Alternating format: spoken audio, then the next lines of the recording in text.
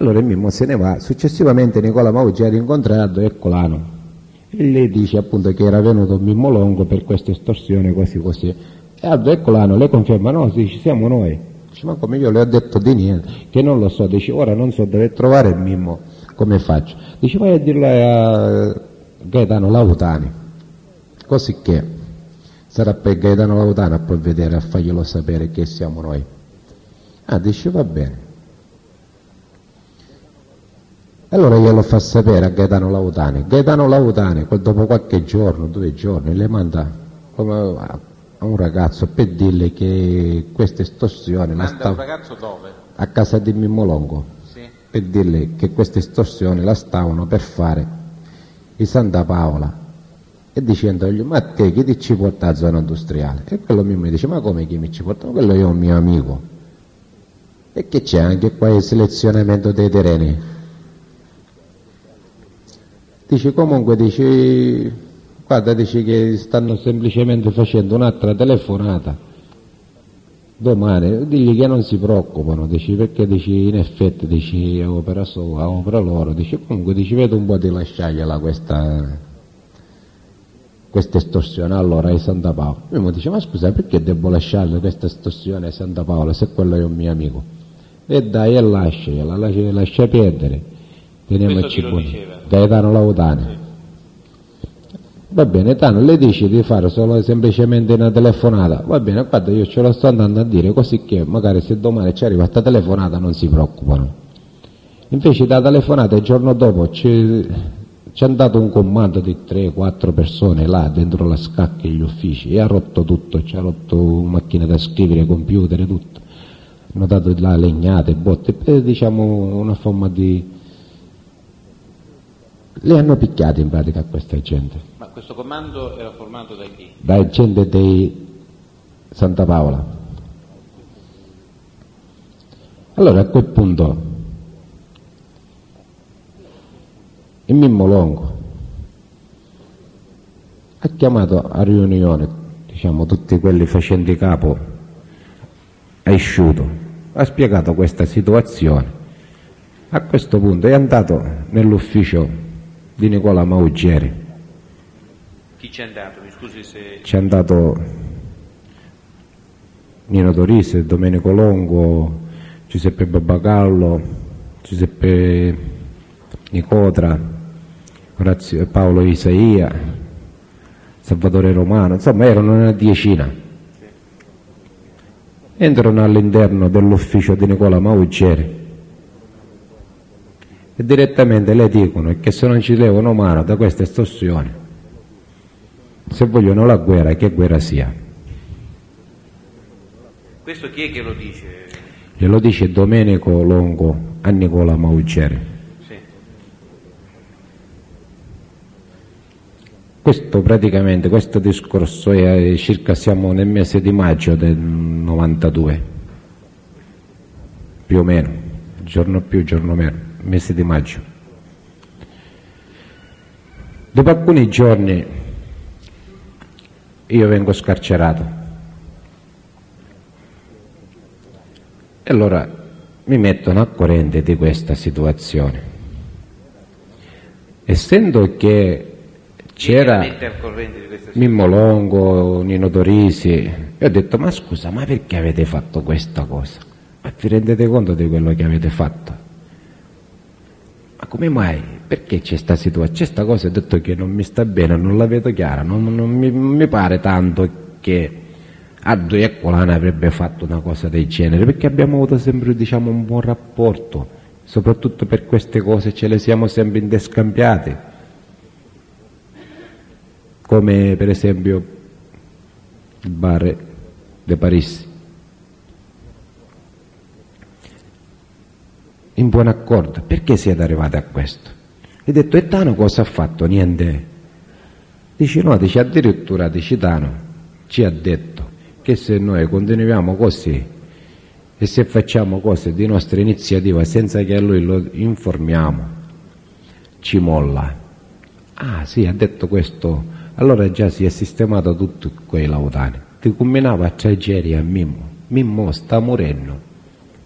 Dico io a Mimmo Longo, sta morendo, decombinava a trageria per assoggettare. Come mai vuole che ci lasciamo a scacchi? Perché si parla da zona industriale e quando mai ci sono state le zone? Gli amicizi si sono avuti, tra virgolette amicizi, si sono avuti in tutta parte di Catania, in tutta parte della Sicilia orientale. Perché tutte queste oggi sta venendo fuori il territorio? È la prima volta che la sento, ho detto sta storia non va. Effettivamente incontro io Aldo Ercolano, via Leonio. Lui è con un motorino, io sono con un altro motorino. E allora ci fermiamo, ci salutiamo, andiamo nel bar. E ho detto, stiamo a sentire, ma com'è sta storia? Con chi parla? Con Aldo Ercolano, sì. Dentro il bar. Quale bar? Via Leonio. Sì. Dici Pippo, guarda, dici io non ho sbagliato nemmeno di una virgola, ho avvertito in tutte le fasi Gaetano Lautani. Allora a quel punto ho detto, senti Aldo, facciamo una cosa.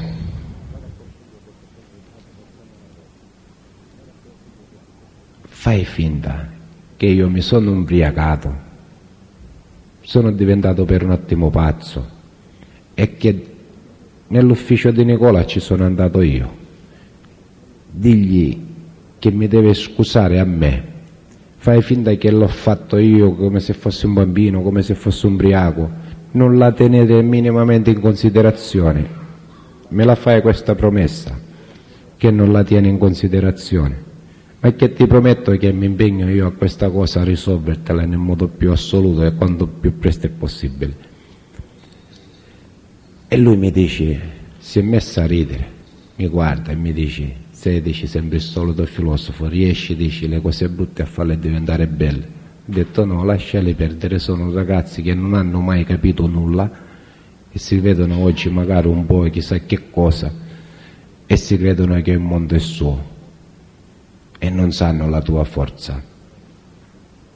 Mi guarda, dici, però dici questo discorso dici che dobbiamo fare, ce lo dobbiamo fare in presenza di Gaetano Lautani e io non gliel'avevo fino a quel momento sottolineato Gaetano Lautani nemmeno una volta, perché non era mia intenzione far presente questo discorso a Gaetano Lautani, perché non lo ritenevo il mio capo, anche se lui poi successivamente ho saputo che si è attribuito questo titolo. Comunque, già di che io l'avevo capito, a questo punto dico a Aldo Ercolano, no, va bene, non ci sono problemi, ci incontreremo anche con Aldo Ercolano, sapendo che questo incontro non poteva avvenire.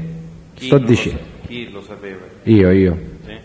Non poteva avvenire perché veniva screditato Gaetano Lautani, veniva screditato soprattutto da me, perché l'avrei sicuramente messo in difficoltà per gli errori che ha fatto commettere in questa circostanza, perché lui aveva il dovere di vegliare su quei ragazzi e non farli sbagliare.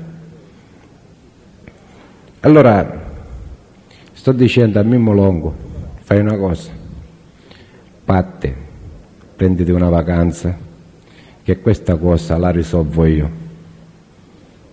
Appena la risolvo ritorno. Mimmo Longo dice no, io non me ne vado. Era la domenica sera, il giorno prima che lui morisse, lui è morto il lunedì. Si è fatta più o meno alle 7:30, io alle 8 dovevo essere a commissariato perché avevo l'obbligo della firma, ero a casa di Sebastiano D'Arico a Montpellier. Ha detto sai che ti dico, secondo me tu stai per morire, visto che non te ne vuoi andare, per me sei un campanello d'allarme, come muore tu io non muoro più. In effetti il giorno dopo è stato ammazzato Mimmo Longo, in quanto proprio in quell'occasione Mimmo Longo mi ha detto che già da 2 sere c'era andato Giuseppe Guglielmino con un altro. Una volta non le ha aperto la porta dicendogli dire a sua moglie che non c'era, un'altra volta, essendo che era in compagnia di Nino Torisi, Giuseppe Guglielmino viene dall'entrata principale, Nino Torisi si trovava giù nei garage. Allora il Mimmo dal balcone ha fatto salire nuovamente a Nino Torisi e Nino Torisi arriva praticamente alle spalle di Giuseppe Guglielmino e quest'altra persona che era in sua compagnia. E allora a quel punto si è un po' spaventato Giuseppe Guglielmino. A quel punto lei ha detto che le voleva parlare Gaetano. Il Mimmo le dice che appena aveva un po' di tempo ci andava. Raccontandomi queste cose le ho detto: ti stanno ammazzando. Dici: io non me ne vado, come ho detto prima, il discorso che ho detto, io non me ne vado, rimango qui. E ho detto: beh, tu non te ne vai, rimani qua, ti fai ammazzare, stai tranquillo che tu automaticamente diventi il mio campanello d'allarme. Comunque, poi è stato ucciso. Il giorno dopo è stato ucciso. Le volevo chiedere una Poi c'è scusi, sì, prego, dica. Cioè, per non perdere il filo conduttore, perché è tutto un discorso abbinato. Cioè, perché poi dopo l'uccisione di Domenico Longo, cioè qua veniamo al discorso anche di Cagnoso in pratica. Dopo il discorso, diciamo, della morte di Domenico Longo, il giovedì mi pare, successivo, non ricordo, tra mercoledì e giovedì comunque, ci siamo incontrati con Gaetano Lautani, in quanto nell'occasione Puglisi Antonino a Savasta si è messo in mezzo per frenare,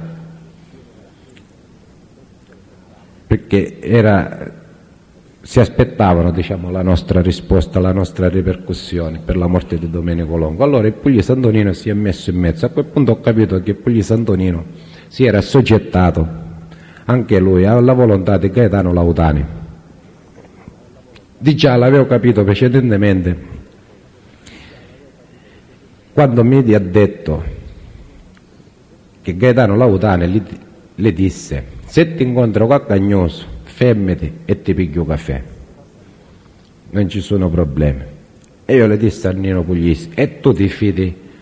Dice: se me l'ha detto Tano, io conoscendo Puglisi ho detto: qua c'è gatta e c'è cova, tu per firarti vuol dire che c'è qualcosa, cosa che poi successivamente Gaetano Lautani ha detto anche a me dopo la morte di Domenico Longo, e che io sin da quando ero uscito, a causa di questi, diciamo, disaccordi tra Gaetano Lautani, Longo e io, queste cose qua, non l'ho voluto mai incontrare. E l'ho incontrato proprio in questa circostanza, in quanto Puglisi Antonino mi dice: Pippo, qua scoppia una guerra, già non c'è, vediamo sta guerra, Tano ti darà la spiegazione. Non lo hanno negato, ti darà la spiegazione, ti darà la spiegazione. Ci incontriamo a casa di Sebastiano D'Arico, il che il Gaetano Lautani mi dice: dice, anche quando che c'è sta storia che io le dico la zona industriale con di Cipotta, e se io ci stai dicendo Santa Paola che te la do sta cosa, ora te la sistema, io come ti dico mezza parola, tu la devi capire, perché qua abbiamo cose più interessanti, cose molto più importanti. Io non posso accusare debolezza nei confronti di questa gente, perché ci sono discorsi che ora più avanti ci riportiamo e non posso accusare debolezze. Per cui questa cosa, se si fa così, chi sbaglia paga. Va bene, chi sbaglia paga. E allora danno gli altri discorsi quali sono? Dice: i discorsi sono che andiamo a preparare o peggio, perché qua non vogliono praticamente sterminare a tutte pare. Chi è che parla? Mi scusi. Gaetano Lautani ed io. Sì. E c'era presente D'Arico Sebastiano e Puglisi Antonino a Savasta, a casa di D'Arico Sebastiano. Perché qua c'è lo Stato che si stanno, c'è? Lo Stato, sì, che ci sta venendo addosso, e per cui andiamo a preparare o peggio. Ma dimmi una cosa, andiamo a preparare o peggio come? Che Santa Paola ci sogno io, tutto tranquillo, sotto controllo, tanto che Santa Paola ne corrisponde tu, che Santa Paola ne corrisponde tu. Tanto dimmi una cosa, il prossimo motto che succederà della tua mano con Ciaccappeggio o i custodi, chiunque essi siano, è che noi non sappiamo nulla vedi che chi ci dicisti tu a Mimmo, che io da Satana non te ne cola ma eri giustamente. E tu eri peri e se Santa Paola avevano una ripercussione prima a cadere eri tu, questo è stato il tuo spunto ed è giusto. Vedi che questa volta questo discorso te l'ho rivolto e te lo faccio io a te. Se tu metti mano a dare conforto caccagnoso senza che noi sappiamo niente, caro Gaetano, guarda che saremmo noi a lasciare te. No, dici che c'entra, io questa cosa la dovevo fare, tu che fai, non capisci? Ma scusa, ma perché tu ci devi dare a mano caccagnoso? Perché ci sono cose che bisogna che unifichiamo. Allora il discorso dell'ombrello, quando a tuo padre non stava bene, oggi sta bene. Dici sì, sta bene. E allora ho detto, invece di fare tutte queste guerre, tutte queste morti, perché non si parla una volta per tutti? Visto che tu ci stai buono con figlio pesso, perché vengono non ti dia a trovare te, né figlio pesso né uno strano stellario. Perché tu queste cose invece non li fai una volta per tutte, una riunione goblare di tutti e si parla una volta per tutte? E ognuno si assume una responsabilità, un compito e finiscono tutti sti motti inutili. No, chi sta qua perché per Camorra non si può fare, ma chiamando a arrivare a questo, perché è importante che arriviamo a questo in quanto... Arrivare a che cosa? Arrivare a una forma di omogeneità dei vari gruppi, avere praticamente un controllo dei vari gruppi, perché se ciò non si può arrivare a questo, un eventuale assalto dello Stato ci viene difficile alla Cosa Nostra combatterlo, perché dovrà combattere in quel caso su due fronti, contro lo Stato e contro la delinquenza, ciò non appartenenti a Cosa Nostra. E ci sono persone abbastanza altamente anche delicate di cervello e per cui queste cose loro li temono, li sanno. Allora era importante per loro avere l'omogeneità, come c'è nella Sicilia occidentale. Allora a quel punto è successa, diciamo, nello stesso tempo un'altra cosa. Precedentemente era stato ammazzato Michele Vinciguerra, Cicaletta. Abbiamo capito che la filosofia palermitana continuava, perché Michele Vinciguerra Cicaletta è un reduce dei discorsi tra Affio Ferlito e Benedetto Santa Paola, perché in quanto è cognato di Affio Ferlito Michele Vinciguerra, e oggi era anche cognato di Emilio Comes, in quanto Emilio Comes aveva sposato la sorella di Michele Vinciguerra come Affio Ferlito, un'altra sorella. Allora da questa morte, quella di Domenico Longo, abbiamo capito che ci poteva esserci una connessione di continuità dei fatti, anche se era nel tempo. Anche se si tratta nel tempo, diciamo, perché un Michele Vinciguerra ucciso praticamente nel 92 con discorsi risalenti al 78, per cui non c'è tempo su Cosa Nostra. Allora a questo punto Emilio Comes, essendo che non era stupido, era intelligente, lei aveva capito tutte queste cose, sapendo che in fondo io lo volevo anche tanto bene, perché per me era come un fratello, siamo cresciuti insieme. Non sarei stato capace di fare del male a Emilio Comes, né tantomeno a Tori Santonino. Fra l'altro è anche mio compare, le ho battezzato sua figlia. Siamo cresciuti insieme. Allora loro, unificando tutte e due le loro, diciamo, personali simpatie e stime nei miei confronti, hanno preso l'iniziativa di uccidere Gaetano Lautani e hanno ammazzato Gaetano Lautani dopo 15 giorni dell'omicidio di Mimmo Longo. Sì, Ferone. Sì. Mi riporto un attimo all'estorsione, perché arrivo nuovamente a Durecolano, dottore, mi scusi, a meno che non ci sia qualcosa sì, che... E in che senso? Mi faccia capire. No, ora ci arrivo, perché poi io a causa di questi morti, a causa della morte di Gaetano Lautani, eccetera, il che avevo precedentemente, qualche 10 giorni prima, incontrato Aldo Ercolano, dicendogli che ci saremmo incontrati, Qualche giorno prima della morte di Domenico Longo. Poi a causa della morte di Domenico Longo, naturalmente, essendo che io avevo obblighi di presenziare 2 volte al giorno al commissariato, sì. è l'unico confidente al mondo che aveva per 2 volte obblighi, soggiorni, comunque va bene. Allora, avendo obblighi e temendo per la mia vita, perché potenzialmente Gaetano Lautani temeva a me, allora io a quel punto ho mandato dei certificati medici per non andare alla firma ed ero controllato a casa. Allora, a causa, diciamo, di queste vicissitudini non mi sono più potuto incontrare con Aldo Ercolano, se non dopo la morte di Gaetano Lautani, dopo 4 giorni, 5 giorni. Lei ricorda quando venne ucciso, l'epoca più o meno dell'omicidio di Lautani? E Domenico Longo è stato ucciso il 12 ottobre del 92, Gaetano Lautani il 27 ottobre del 1992. Allora, a questo punto,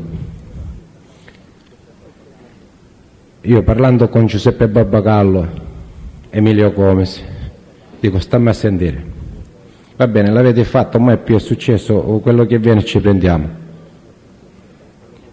Però c'è anche vero un'altra cosa, qua c'erano dei legami che stavano maturando tra Santa Paola e Lautani, queste cose qua, questi li dobbiamo riangaggiare noi, questi discorsi, perché ancora i discorsi, c'è qualcosa che mi sfugge e che dobbiamo ad ogni modo conoscere, perché qua non si capisce bene come va a finire.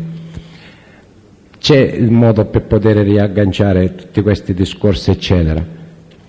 Bisogna in un certo qual modo, a causa dell'errore che avete fatto, che vi siete lasciati prendere la mano e siete andati nell'ufficio di Nicola Maugeri, ora io faccio una cosa simpatica: la Scacchi, l'estorsione che stavano facendo di Santa Paola, gliela lasciamo a loro di Santa Paola, così che loro capiscono che non è Gaetano Lautani a lasciargliela, ma siamo noi.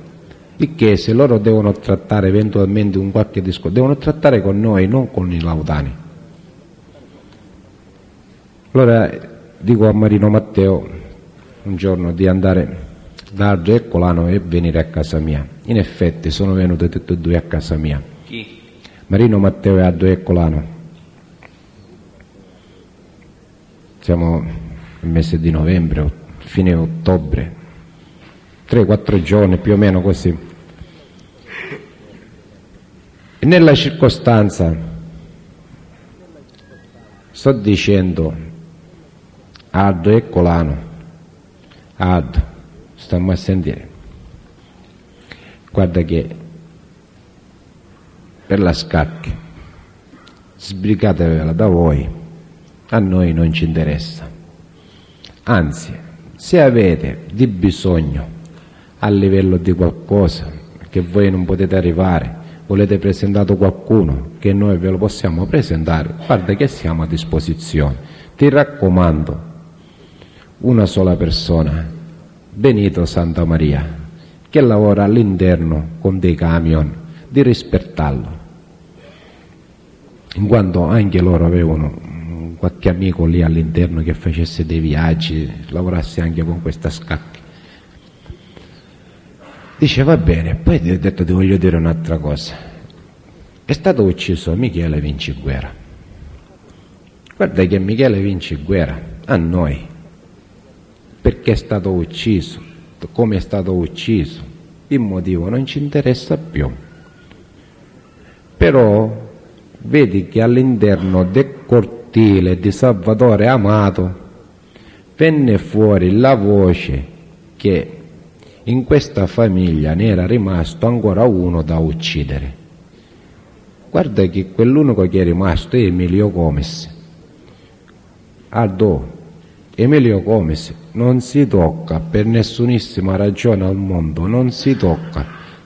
Aldo a quel punto mi dici: senti Pippo, io dici, guarda, dici, è una cosa che mi interessa senza ombra di dubbio, perché è una cosa delicata, però con Salvatore Amato, dice, io manco ci paro con Salvatore Amato, dice, ora dice, io ci mando a mia cucina, dice, tu Santa Paola, il che è cognato di Salvatore Amato, e ci faccio ridere, guarda che sono cose delicate, guarda che no, Emilio Comesi, cose del passato, sono del passato. Michele Vinciguerra ha fatto la sua scelta, ha fatto la sua vita, quello che ne ha voluto fare ne ha voluto, sapeva che moriva, si veniva a cattare sacanni e mossi, pazienza, ma Emilio no però, eh?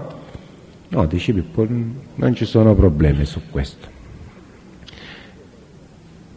E mi dice che le aveva chiesto un appuntamento Giuseppe Di Giacomo e che lui non lo conosceva. Io credendo, facendogli... Scusi, aveva chiesto appuntamento? A lui, Giuseppe Di Giacomo, voleva incontrare a lui. Chi è Giuseppe Di Giacomo? Colui che ha rilevato il posto di Gaetano Laudani, cognato di Giuseppe Laudani.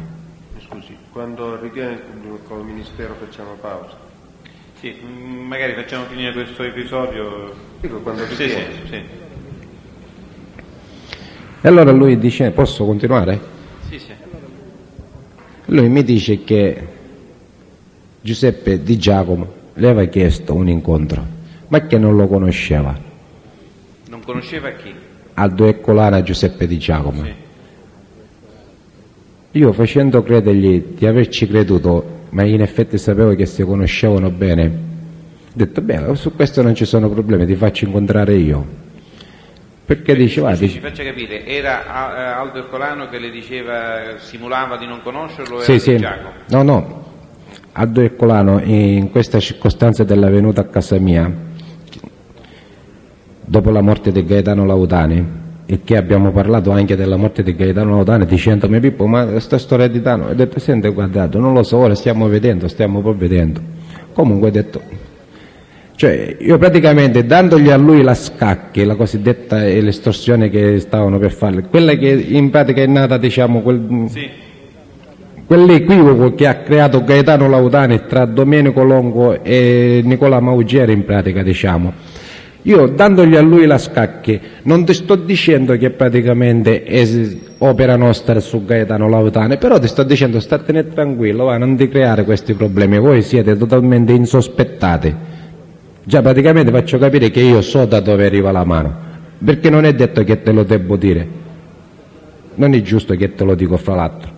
Allora penso che tu l'avrai capito, come in effetti lui l'ha capito, e mi dice Giuseppe Di Giacomo mi chiede un appuntamento, io dice non lo conosco, allora io intervengo e le dico su questo non ci sono problemi, se vuoi te lo faccio incontrare io, guarda che è un bravo ragazzo. No, dice ora vediamo, c'è dice Marcello che ci sta, perché lui sapeva che io sapevo che Marcello ci stava bene, per cui Marcello a quel punto chi? D'Agata. Allora a quel punto diciamo che in un certo qual modo è finito qui il discorso. Ed allora Si sono fatti questo incontro? non lo so, ma aspetti, non lo so come diretta persona in mia presenza, ma so che gli incontri si sono moltiplicati in quanto oggi Giuseppe Di Giacomo è un uomo d'onore, con l'appoggio di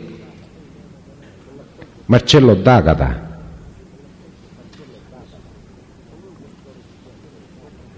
Colui che corrisponde per Giuseppe Di Giacomo su Cosa Nostra è Marcello D'Agata. E questo come fa a dirlo? Beh, su questo se ne parlava anche con Marcello D'Agata a Carcere di Bicocca, In quale periodo? nel 95, quando ero là, E di che cosa si parlava in particolare? di unificazione di tutte queste situazioni, di Unificazione di queste situazioni? tutti questi gruppi.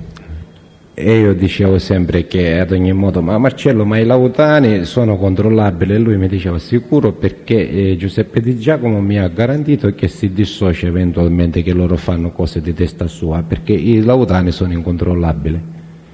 Ma che significa cose di testa loro? Cioè, non so, per esempio, se loro non ritengono nessuno capi, i capi sono loro, se loro stabiliscono di fare un qualcosa non ritengono conto di nessuno.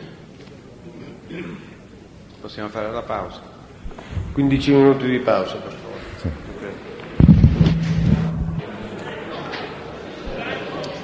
Prego prendere posto. Stiamo comodi.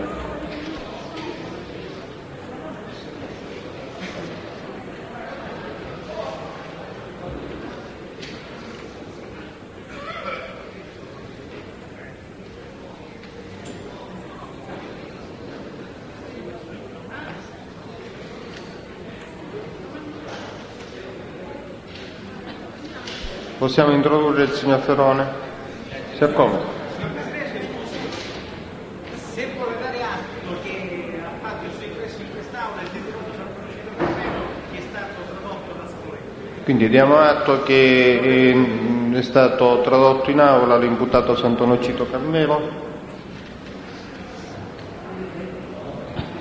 e che se non ci sono osservazioni delle parti i difensori la sua posizione può essere riaccorpata al processo principale.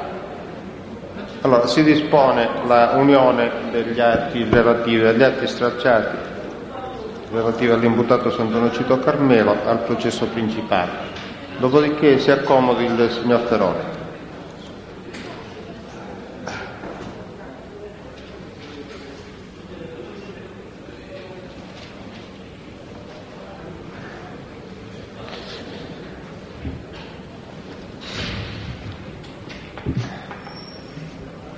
Allora, il pubblico ministero può procedere.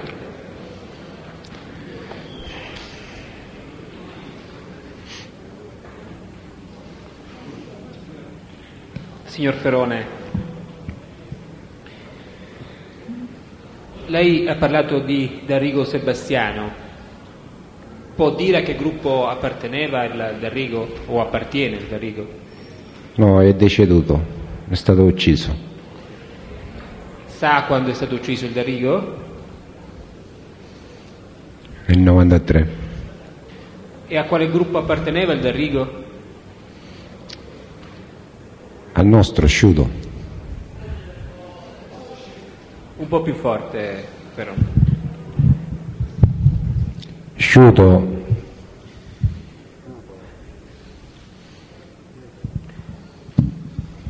Se può specificare in che contesto è stato ucciso, il perché è stato ucciso il D'Arrigo Sebastiano? nella faida in corso con i lautani, contro i lautani.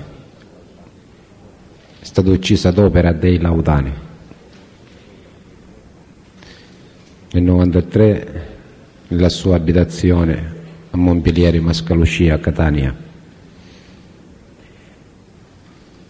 E ricorda le modalità, come fu ucciso?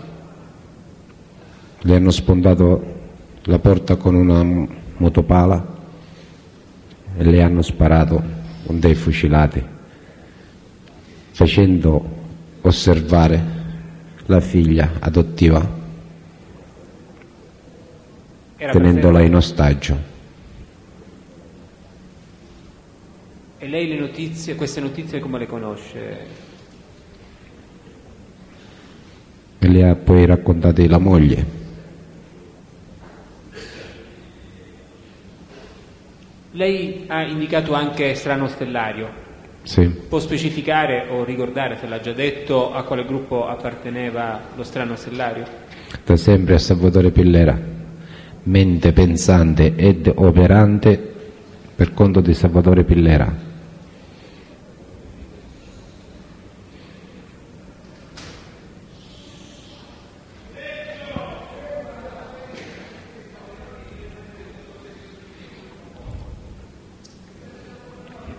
Lei durante il suo esame ha parlato Mi scusi, vorrei sapere che succede qua in fondo.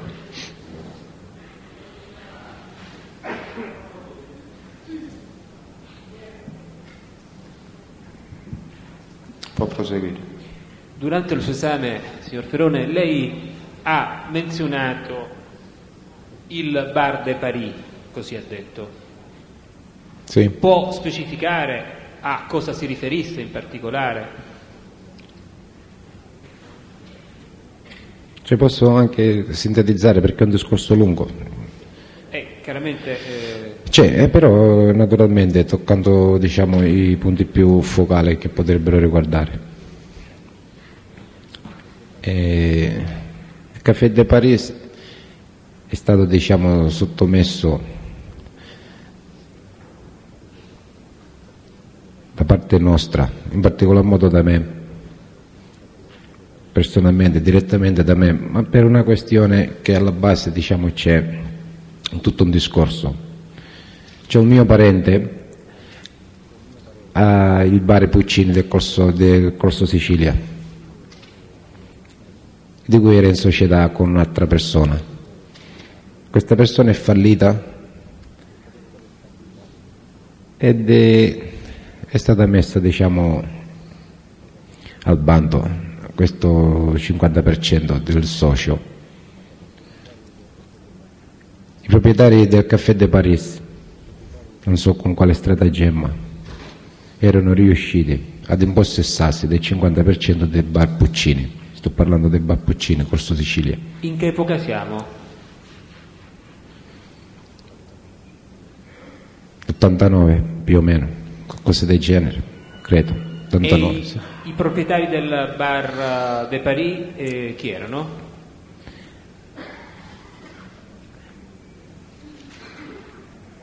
Mi ricordo che si chiama uno, mi pare Scibilla,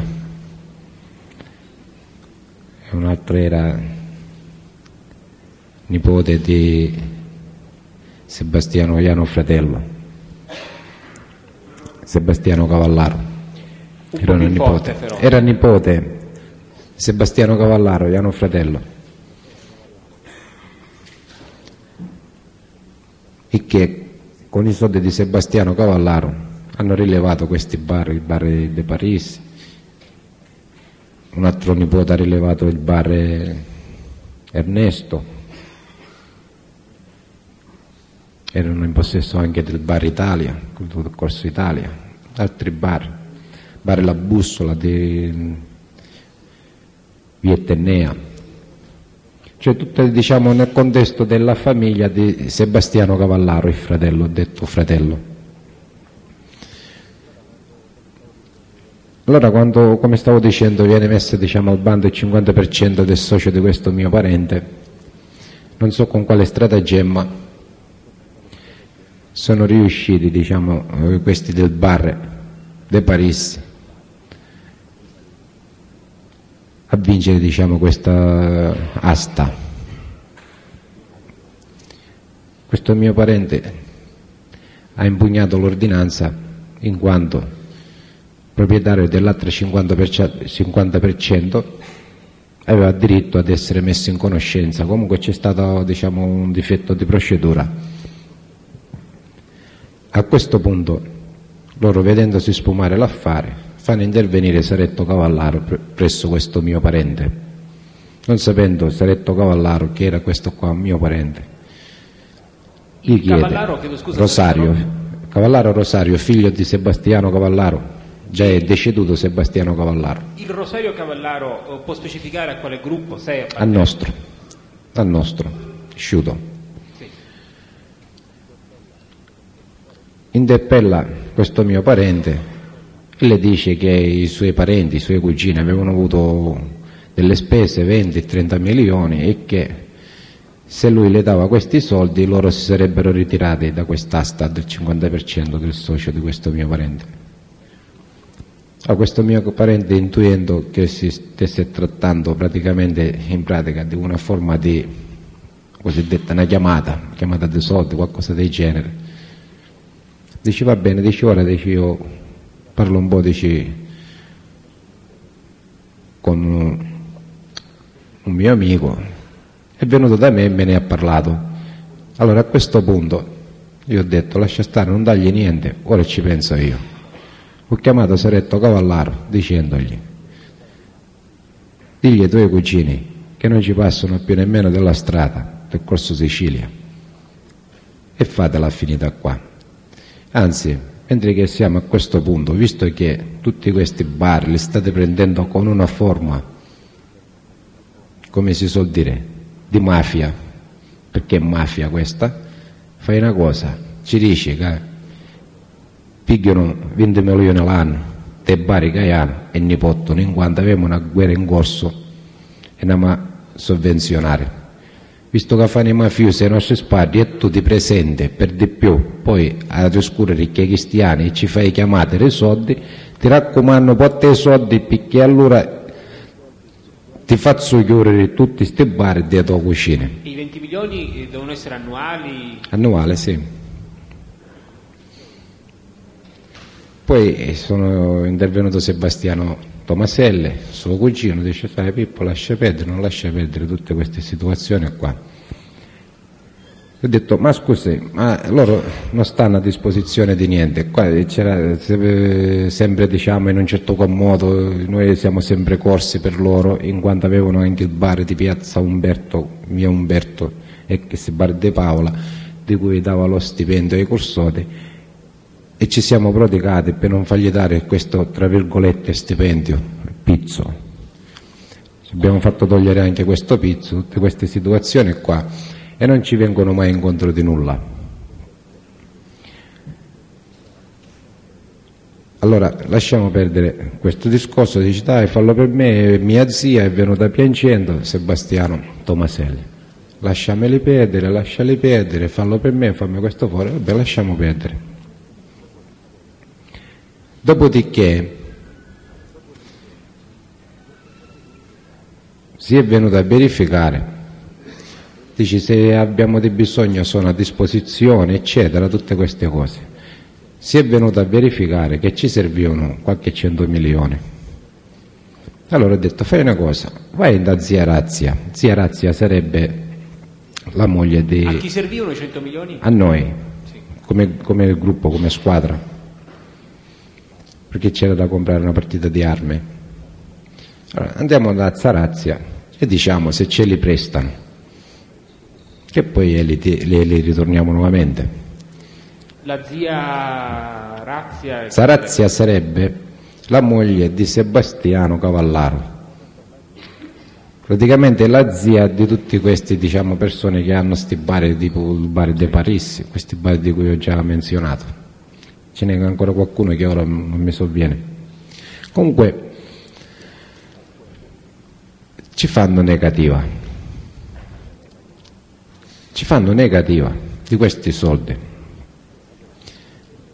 Allora a questo punto ho fatto mettere una bomba in via Umberto, il bar Ex Bar de Paola. A quel punto Sebastiano Tomasella ha visto che, diciamo, che la cosiddetta Zarazia, un attimo solo perché potersi che non registra.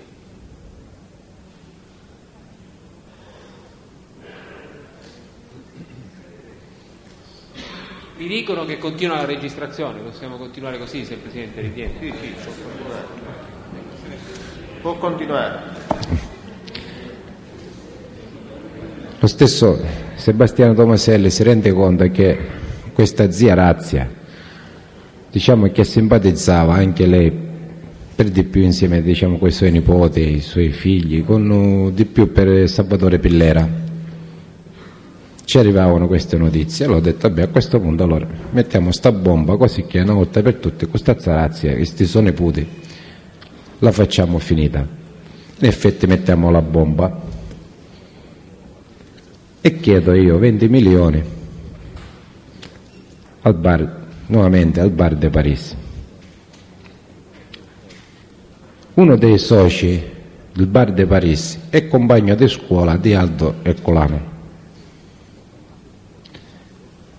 Le dice Aldo Ercolano che io le faccio questa richiesta di questi soldi e tutto, e viene Aldo Ercolano.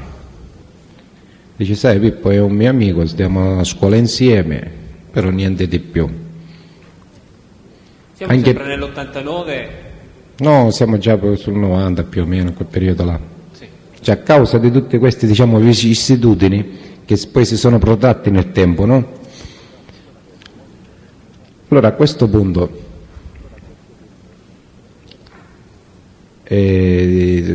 faccio presente Aldo Ercolano. Aldo, non è una questione di soldi, è una questione di Pillera, è una questione che si volevano comprare il bar di un parente mio con modalità mafiosi, prettamente mafiosi, ma insomma questa gente quando diciamo fa i suoi affari illeciti o meno illeciti e si divertono loro, quando poi hanno delle difficoltà o vengono da me per farsi sistemare le cose da te o vengono da te per farsi sistemare le cose da me. Con queste persone qua la dobbiamo finire, che siano lavoratori, che vengono rispettati, è giustissimo, ma quando ci sono affari in mezzo, in particolare modo illeciti, e con questi dobbiamo andarci in un certo modo con, come dire, che per i chiumori diciamo in genere, ma vivere più o meno questa situazione come.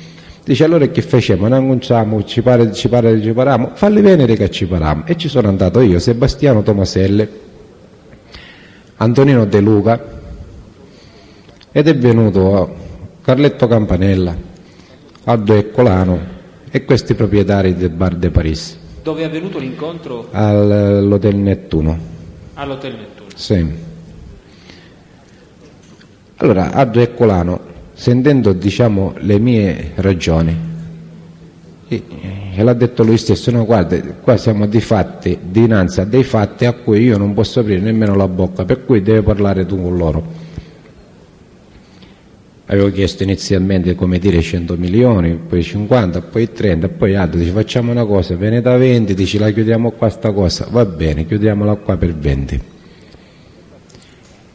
Tengo a precisare una cosa, che qualche anno ancora prima, in un incontro sempre a casa di Claudio Di Mauro, in merito a questi discorsi, si era stabilito che qualora si trattasse di società,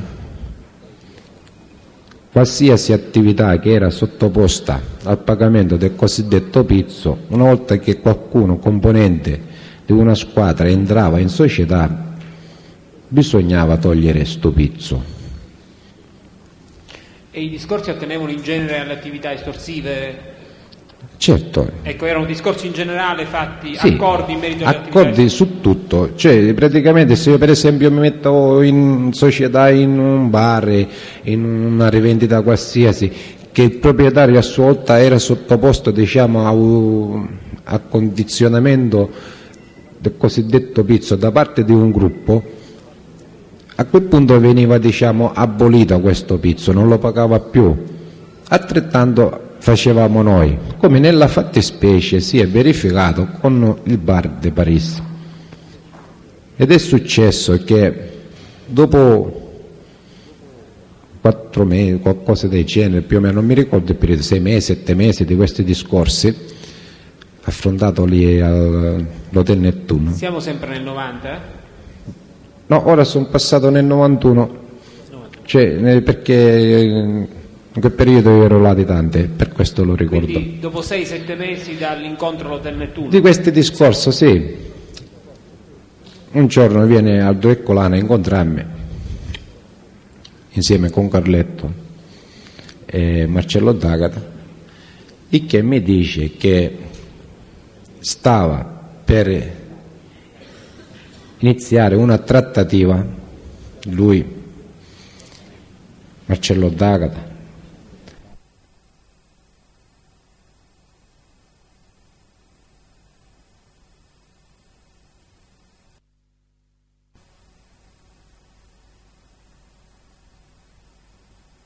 de Paris, per fare una fusione con il Paradise, che si trova diciamo di rimbetto nella piazza di Rimberto, di cui di già era andato a fuoco questo locale Paradise, il che avevano unificato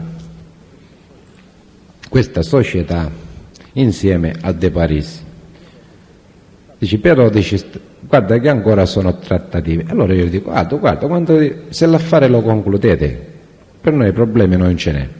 Dopo qualche mese ci siamo nuovamente rincontrati, appunto mi disse che l'affare era stato concluso e che erano tutti atti notarili, e ho detto, ma non stai a dire il decreto io sulla parola, non c'è problema. Dice, su tutto quello che tu hai di bisogno, mi dice lui, dice, sono sempre a disposizione quelli del De Paris. E io di rimando le rispondo, ma non ci sei tu? Se c'ho di bisogno vengo da te.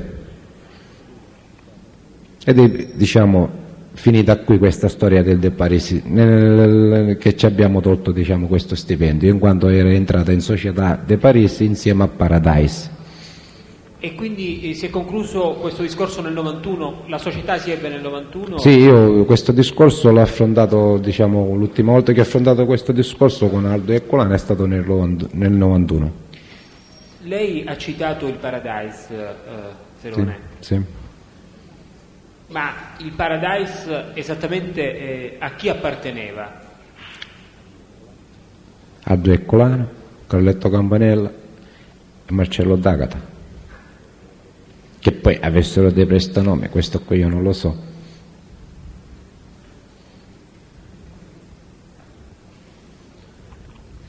Questo discorso attinente alla proprietà del Paradise, lei come lo sa, da chi l'ha preso?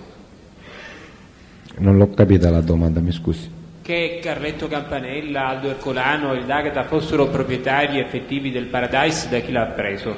Ne hanno parlato con me personalmente. E loro.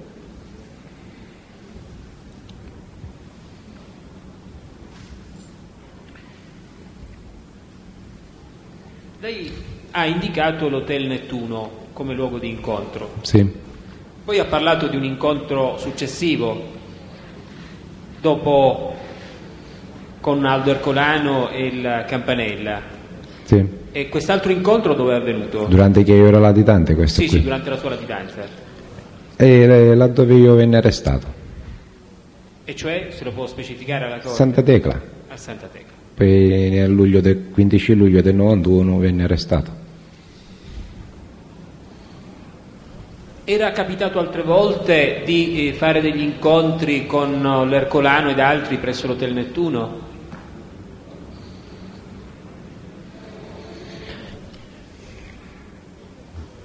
No, con me solo in quella circostanza ci siamo visti. Anzi, tengo a precisare una cosa, che proprio Aldo Ercolano, diciamo che in un certo qual modo mi ha detto, dice, sai, dice Pippo, ti voglio dire una cosa, dice, è da 10 anni che noi, dice, andiamo in tutte le parti che loro ci chiedono di andare, perché hanno tutte le squadre di Catania, sì. Ogni volta si è chiesto un incontro, un qualcosa, dice, mai sono voluti venire da noi perché li sa che cosa le pare, dice, dopo 10 anni sei il primo che viene laddove noi ti diciamo di venire senza problemi. E io le ho risposto di rimando, stammi a sentire che senso ha che io non vengo quando poi magari sono per esempio in giro in piazza Boio e vengono due con un motorino e mi sparano in testa, non ha senso, per cui se io devo venire, io non ho motivo di non venire. E il luogo dell'incontro era stato scelto dall'Ercolano allora? Sì, in quell'occasione sì. E esattamente dove avvenne l'incontro? Entrando sulla sinistra, all'interno dell'albergo, non nella hall, entrando sulla sinistra, che mi pare che faccia anche da ristorante. Poi siamo andati giù, che ricordo c'erano dei divani. Giù dove? Là, sempre all'interno del locale.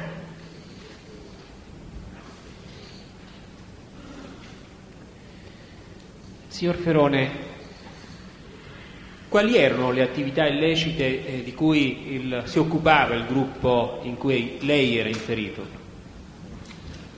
Tutto ciò che è attinente alla cosiddetta malavita.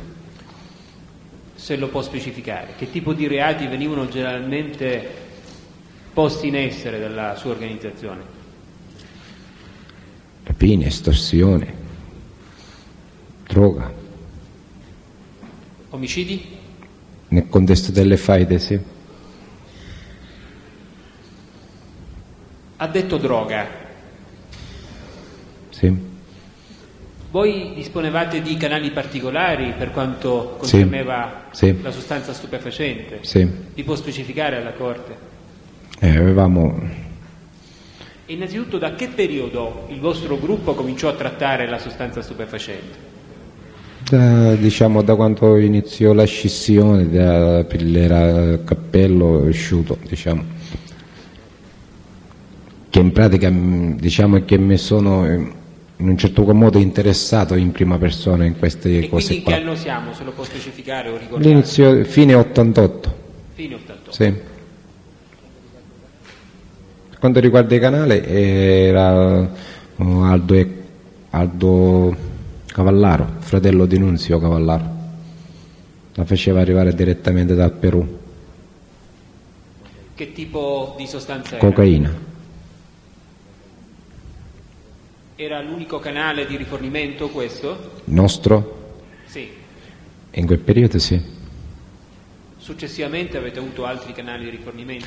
Nel 91-92 sì, attraverso Gaetano Lautani che faceva arrivare la cocaina dalle Calabrie. Successivamente comunque, cose che a noi però non ci siamo interessati. E che voi operavate in qualche zona particolare per quanto riguardava lo smercio poi di questa sostanza? Noi a vostra disposizione? inizialmente eravamo orientati a, diciamo, a commercializzarla ai vari gruppi stessi.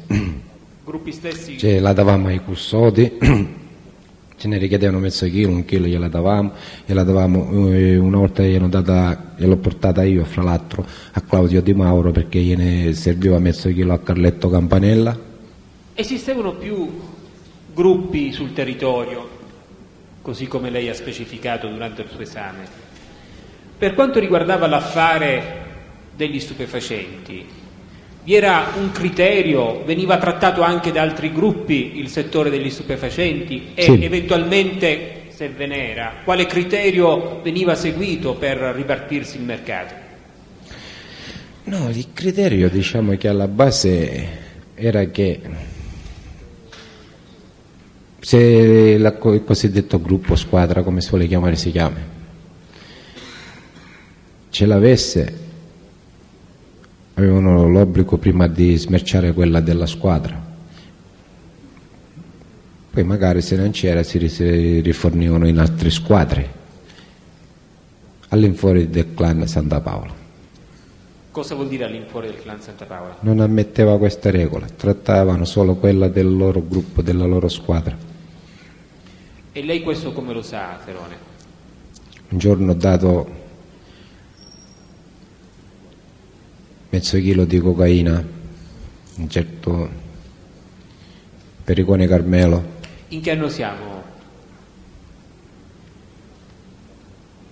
Non ricordo se si tratta se nell'89, qualcosa del genere, più o meno 90, non lo ricordo di preciso.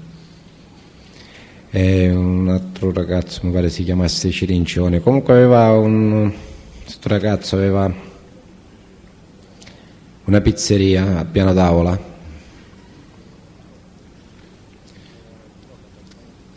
La droga praticamente serviva per questo Cirincione, essendo che Pericone Carmelo era, in quanto è stato trovato morto qualche anno fa.